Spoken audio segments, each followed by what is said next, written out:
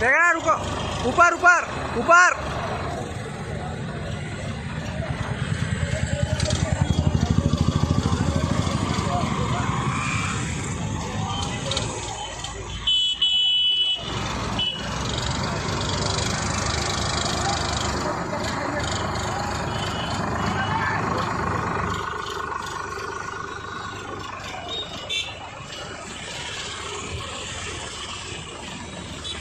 आज छत्तीसगढ़ की कांग्रेस की सरकार इस प्रदेश में है और किसानों के हित को लेकर आज विशेष सत्र यहां बुलाया गया। एक तरफ भारतीय जनता पार्टी की सरकार है जो बहुमत की दादागिरी पर राज्यसभा और लोकसभा में 3 ऐसे बिल को बनाने का काम किया है, ऐसे बिल को लाने का काम किया है जिसमें किसानों का अहित होने वाला है। एक तरफ कांग्रेस की सरकार है जहां देश में राहुल गांधी जी घूम के जहां चुनाव के पहले इस बात को कहा कि कांग्रेस की सरकार बनेगी और हम किसानों का कर्जा माफ करेंगे। जहां एनडीए की सरकार थी, किसान आत्महत्या कर रहा था, राहुल गांधी जी के फैसले ने जहां जहां प्रदेश में कांग्रेस की सरकार बनी, मुख्यमंत्री ने शपथ ली और शपथ के 2 घंटे में ही किसानों का कर्जा माफ किया।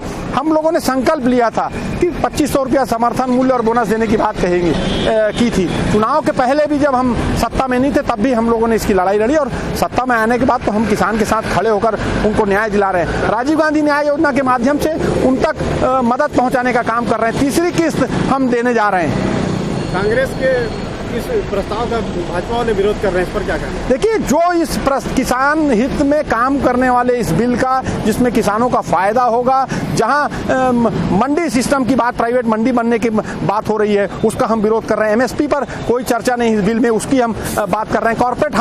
कॉर्पोरेट लोगों के हाथों में अब किसान बंधुआ मजदूर के रूप में कॉर्पोरेट पूंजीपतियों के हाथ में काम करने का प्रयास करेंगे।